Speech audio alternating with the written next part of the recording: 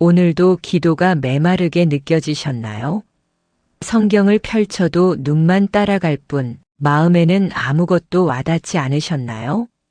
예배 시간에 찬양을 부르면서도 어딘가 공허함을 느끼셨다면 여러분은 지금 영적인 번아웃을 경험하고 계신 것일 수 있습니다. 40대를 넘어서면서 우리는 참으로 많은 역할을 감당합니다. 직장에서의 책임, 가정에서의 역할, 교회에서의 봉사, 그리고 부모님을 돌보는 일까지. 이 모든 것을 감당하다 보면 어느새 우리의 영혼은 말라버린 우물처럼 되어버립니다. 시편 42편 1절은 이렇게 말씀하십니다. 하나님이여 사슴이 시냇물을 찾기에 갈급함같이 내 영혼이 주를 찾기에 갈급하니이다. 우리 모두는 이런 갈급함을 경험합니다. 그것은 부끄러운 것이 아닙니다. 오히려 그것은 우리가 살아있는 증거이며 하나님을 향한 우리 영혼의 정직한 신호입니다. 오늘 이 시간 저는 여러분과 함께 영적으로 메말랐을 때 다시 회복되는 성경적인 3단계 회복법을 나누고자 합니다. 이것은 단순한 이론이 아닙니다.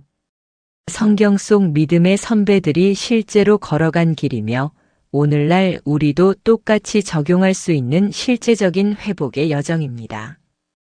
영적 회복의 첫 번째 단계는 바로 멈춤입니다.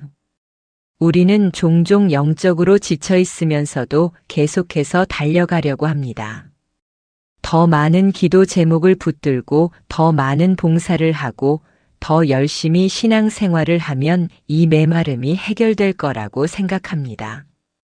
하지만 성경은 다르게 말씀하십니다.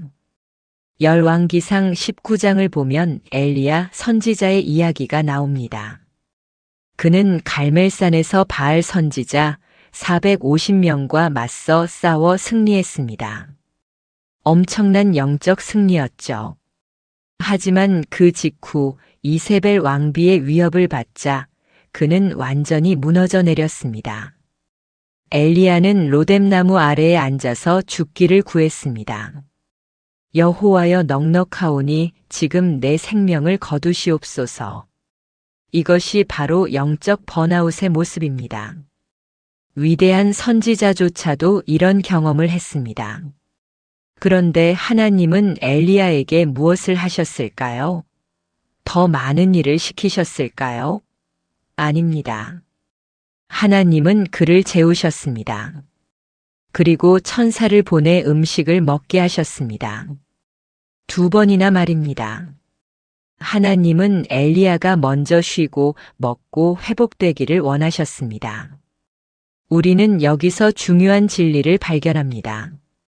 영적 회복은 더 많이 하는 것에서 시작되지 않습니다. 오히려 멈추는 것에서 시작됩니다. 우리의 고가를 정직하게 인정하고 하나님 앞에 그대로 내려놓는 것에서 시작됩니다. 예수님께서도 제자들에게 이렇게 말씀하셨습니다. 마가복음 6장 31절 너희는 따로 한적한 곳에 가서 잠깐 쉬어라. 사역이 한창 바쁠 때였습니다. 예수님을 찾는 사람들이 넘쳐났습니다. 하지만 예수님은 제자들에게 쉬라고 하셨습니다. 여러분, 지금 이 순간 여러분의 영적 상태를 정직하게 점검해 보십시오. 기도가 의무처럼 느껴지나요? 성경 읽기가 부담스러운가요? 교회 가는 것이 짐처럼 느껴지나요? 그렇다면 그것을 부끄러워하지 마십시오. 그것을 하나님 앞에 정직하게 고백하십시오. 시편 기자는 이렇게 기도했습니다.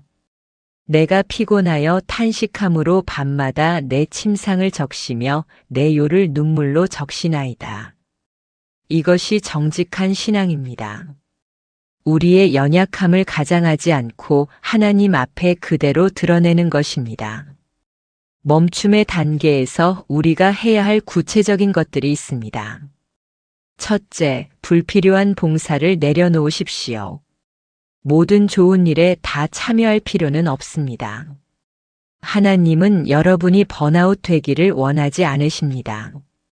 둘째, 조용한 시간을 확보하십시오. 하루에 단 15분이라도 아무것도 하지 않고 하나님과 함께 있는 시간을 가지십시오. 셋째, 충분히 쉬십시오. 육체의 피로는 영적 메마름을 가중시킵니다. 넷째, 신뢰할 수 있는 누군가에게 여러분의 영적 상태를 나누십시오. 혼자 견디려 하지 마십시오. 이 멈춤의 단계는 나약함의 표시가 아닙니다. 오히려 이것은 지혜의 시작입니다. 우리는 무한한 존재가 아닙니다. 우리는 한계가 있는 피조물입니다. 그 한계를 인정하는 것이 바로 겸손이며 하나님께서 우리를 회복시키실 수 있는 시작점입니다. 영적 회복의 두 번째 단계는 돌아봄입니다. 우리는 멈춘 후에 왜 이렇게 되었는지를 돌아보아야 합니다. 영적 메마름에는 항상 이유가 있습니다. 요한계시록 2장에서 예수님은 에베소 교회에게 이렇게 말씀하십니다. 그러므로 어디서 떨어졌는지를 생각하고 회개하여 처음 행위를 가지라. 여기서 핵심 단어는 어디서 떨어졌는지를 생각하고입니다. 우리는 우리가 어디서 길을 잃었는지를 발견해야 합니다. 영적 메마름의 가장 흔한 원인 중 하나는 형식적 신앙입니다. 처음에는 뜨거운 마음으로 하나님을 찾았는데 어느새 그것이 습관이 되고 의무가 되어버립니다.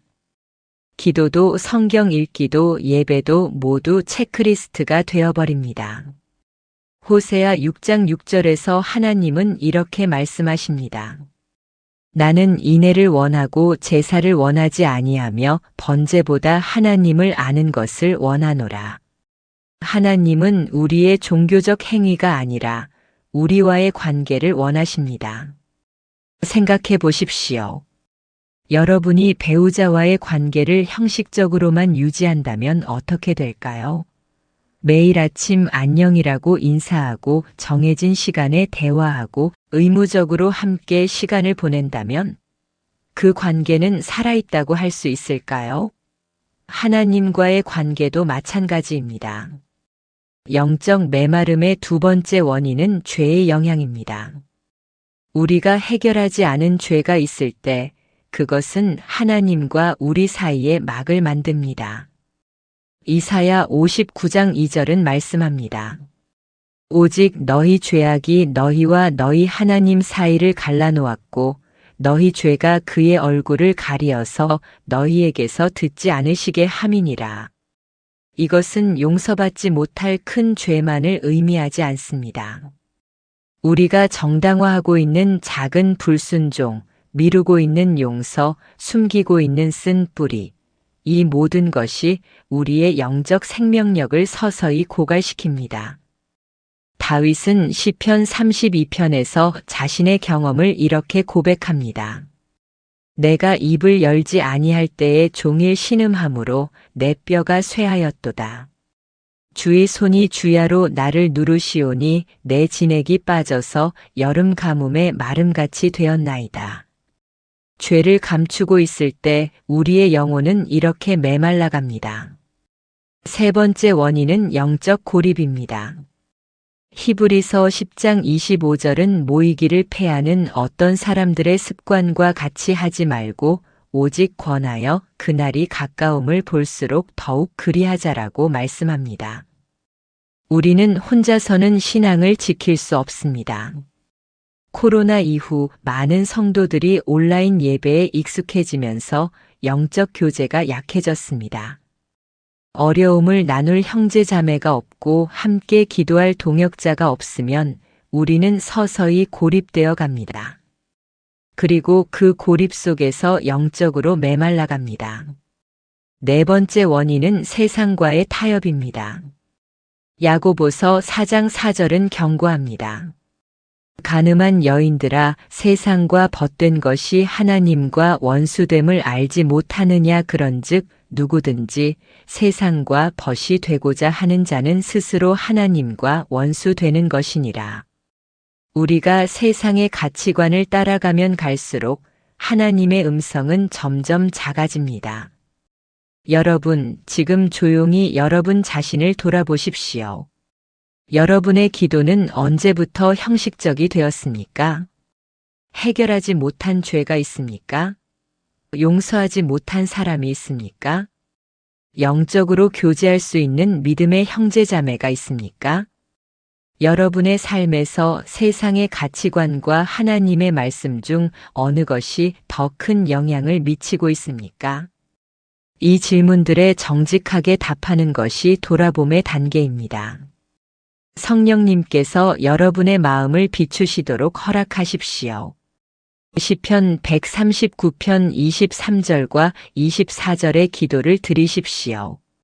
하나님이여 나를 살피사 내 마음을 아시며 나를 시험하사 내 뜻을 아옵소서. 내게 무슨 악한 행위가 있나 보시고 나를 영원한 길로 인도하소서.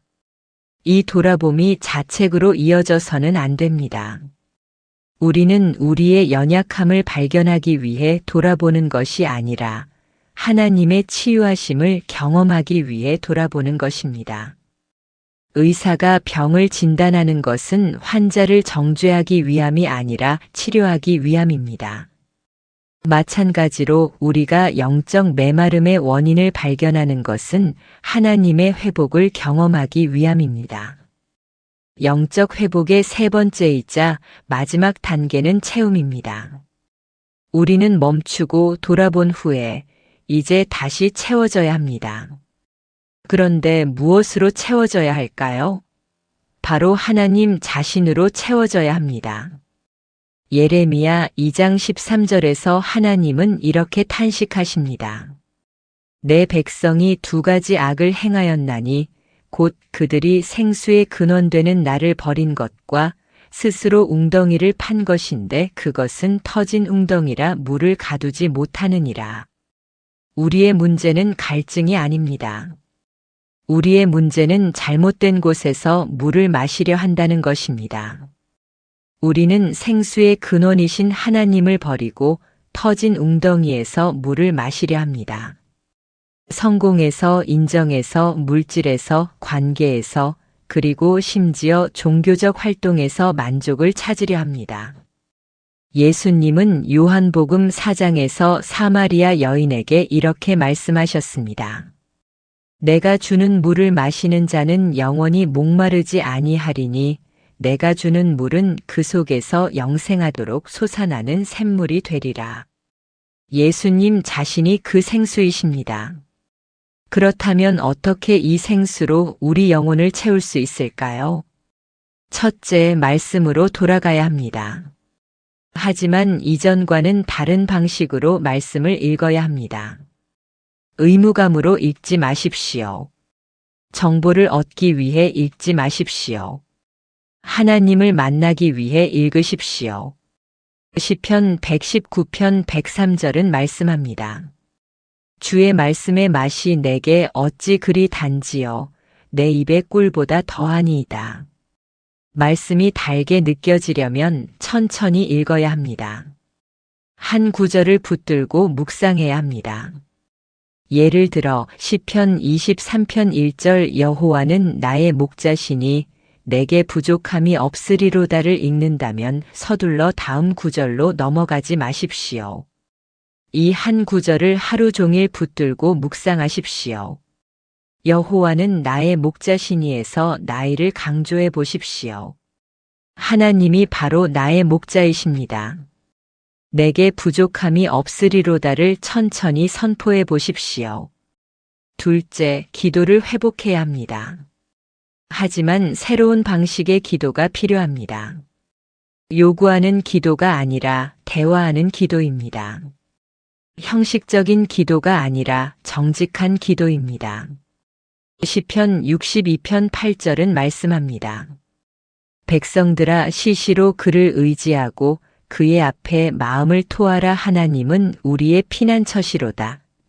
마음을 토한다는 것은 아무것도 숨기지 않고 다 쏟아놓는다는 의미입니다.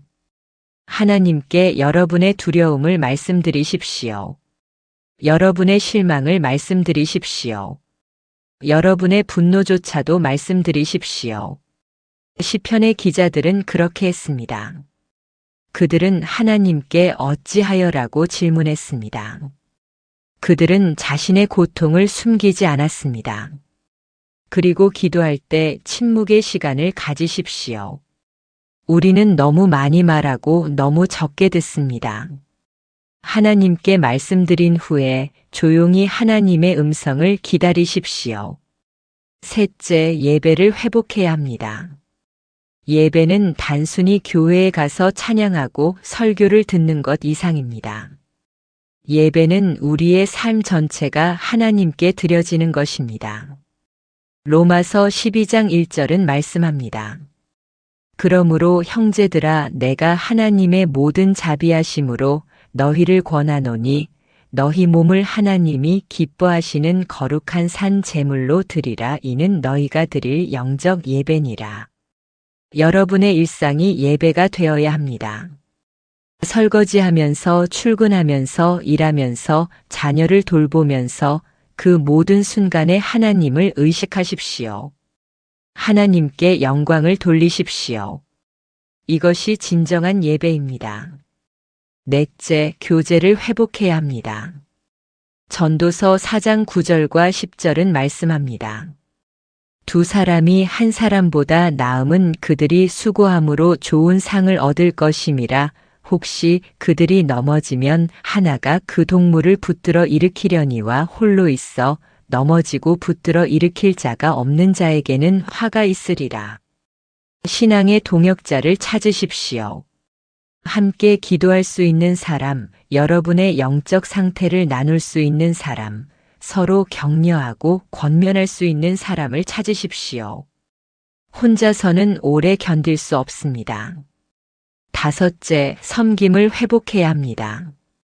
역설적이게도 우리가 다른 사람을 섬길 때 우리 자신이 채워집니다.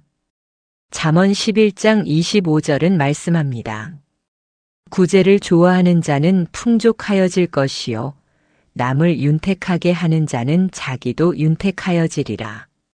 하지만 이것은 번아웃이 되었던 그 방식의 섬김이 아닙니다. 이것은 넘치는 사랑으로 하는 섬김입니다. 의무감이 아니라 감사함으로 하는 섬김입니다. 우리가 먼저 하나님께 채워진 후에 그 넘치는 것으로 다른 사람을 섬기는 것입니다.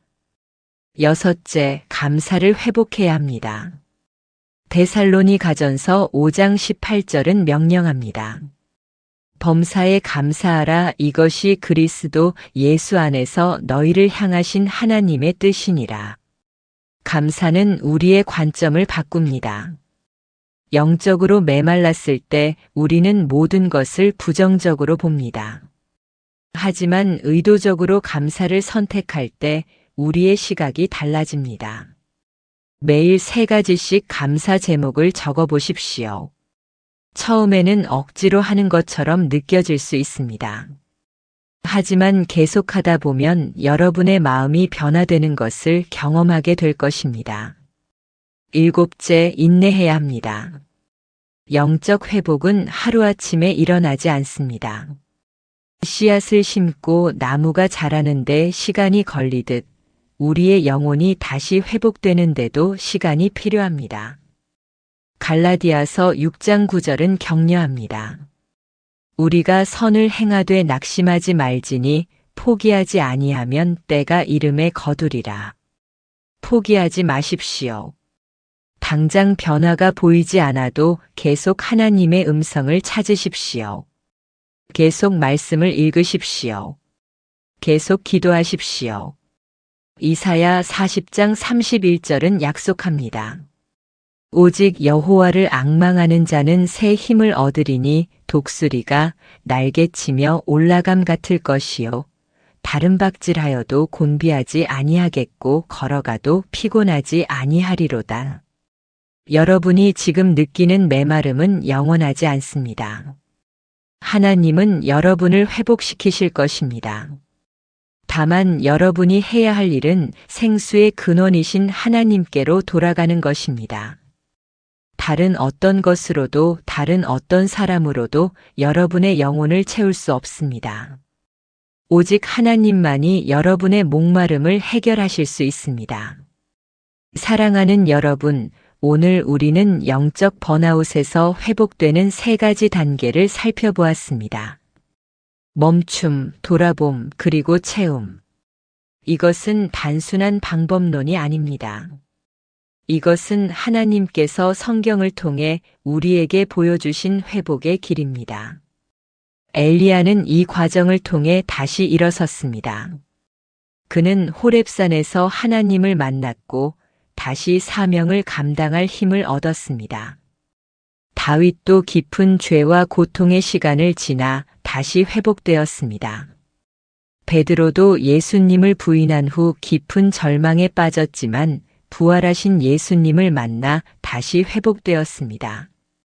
이들의 공통점은 무엇일까요? 그들은 자신의 연약함을 인정했고 하나님께로 돌아갔다는 것입니다. 그들은 자기 힘으로 회복하려 하지 않았습니다. 그들은 하나님께 자신을 온전히 맡겼습니다. 여러분도 그렇게 할 수 있습니다. 아니, 여러분도 그렇게 해야 합니다. 여러분이 지금 얼마나 메말랐는지는 중요하지 않습니다. 여러분이 얼마나 오랫동안 이 상태에 있었는지도 중요하지 않습니다. 중요한 것은 여러분이 지금 이 순간 하나님께로 돌아가기로 선택하는 것입니다. 예레미야 애가 3장 22절과 23절은 이렇게 선포합니다. 여호와의 인자와 긍휼이 무궁하심으로 우리가 진멸되지 아니함이니이다. 이것들이 아침마다 새로우니 주의 성실하심이 크시도소이다. 내일 아침 여러분이 눈을 뜰 때 하나님의 자비는 새로울 것입니다. 오늘 실패했어도 괜찮습니다. 내일은 새로운 시작입니다. 하나님은 여러분을 포기하지 않으셨습니다. 여러분이 얼마나 멀리 떨어져 있든 하나님은 여러분이 돌아오기를 기다리고 계십니다. 누가복음 15장의 탕자의 비유를 기억하십니까? 아버지는 아들이 돌아오는 것을 보고 달려가서 그를 끌어안았습니다. 아들이 변명하기도 전에, 아들이 사과하기도 전에 아버지는 그를 받아들였습니다. 하나님도 지금 그렇게 여러분을 기다리고 계십니다. 여러분의 영적 메마름은 끝이 아닙니다. 그것은 새로운 시작입니다. 하나님은 이 경험을 통해 여러분을 더 깊은 곳으로 인도하고 계십니다. 더 진실한 신앙으로, 더 친밀한 관계로, 더 풍성한 삶으로 인도하고 계십니다. 시편 23편 3절은 약속합니다. 내 영혼을 소생시키시고 자기 이름을 위하여 의의 길로 인도하시는도다. 하나님은 여러분의 영혼을 다시 소생시키실 것입니다. 그것은 하나님의 약속입니다. 오늘부터 시작하십시오. 멈추십시오. 돌아보십시오. 그리고 하나님께로 돌아가십시오. 하루에 한 걸음씩이면 됩니다. 완벽할 필요는 없습니다. 단지 방향만 맞으면 됩니다. 하나님을 향해 한 걸음씩 나아가십시오. 그리고 기억하십시오. 여러분은 혼자가 아닙니다. 하나님이 함께 하십니다. 성령님이 여러분을 도우십니다. 그리고 같은 길을 걸어가는 믿음의 형제 자매들이 있습니다. 우리는 함께 이 여정을 걸어갑니다. 이사야 43장 2절의 말씀으로 여러분을 축복합니다. 내가 물 가운데로 지날 때에 내가 너와 함께 할 것이라. 강을 건널 때에 물이 너를 침몰하지 못할 것이며 내가 불 가운데로 지날 때에 타지도 아니할 것이요 불꽃이 너를 사르지도 못하리니. 하나님은 여러분과 함께 하십니다. 이 메마름의 시간도 지나갈 것입니다. 그리고 여러분은 더 강하고 더 지혜롭고 더 하나님을 깊이 아는 사람으로 일어날 것입니다. 이것이 하나님의 약속입니다. 이것이 여러분을 향한 하나님의 계획입니다. 믿으십시오. 그리고 한 걸음씩 나아가십시오. 하나님은 신실하십니다. 그분은 여러분을 결코 버리지 않으실 것입니다. 오늘 이 메시지가 여러분에게 위로와 소망이 되었기를 바랍니다. 영적 회복의 여정은 혼자 걷는 길이 아닙니다. 우리는 함께 걸어가야 합니다. 이 채널은 바로 여러분과 같은 분들을 위해 존재합니다. 삶의 무게에 지쳐 있는 40대 이상의 성도님들에게 성경적 위로와 실제적인 지혜를 나누기 위해 만들어졌습니다. 만약 오늘의 메시지가 여러분에게 도움이 되었다면 구독 버튼을 눌러주십시오. 그리고 알림 설정을 켜두시면 앞으로 새로운 메시지가 올라올 때마다 가장 먼저 받아보실 수 있습니다. 또한 여러분 주변에 지금 영적으로 어려움을 겪고 있는 분들이 계신다면 이 메시지를 공유해 주십시오. 여러분의 작은 나눔이 누군가에게는 큰 위로가 될 수 있습니다. 댓글로 여러분의 생각과 기도 제목을 나눠주셔도 좋습니다. 저희는 여러분의 이야기를 듣고 싶습니다. 함께 기도하고 싶습니다. 여러분은 혼자가 아닙니다. 다음 영상에서는 중년의 정체성 위기를 극복하는 성경적 방법에 대해 나누겠습니다. 많은 40, 50대 분들이 나는 누구인가, 내 인생의 의미는 무엇인가라는 질문과 씨름하고 계십니다. 다음 영상에서 이 주제를 깊이 있게 다루겠습니다. 여러분 한 분 한 분을 위해 기도합니다. 오늘도 하나님의 평강이 여러분과 함께 하시기를 축복합니다. 다음 영상에서 다시 뵙겠습니다. 샬롬.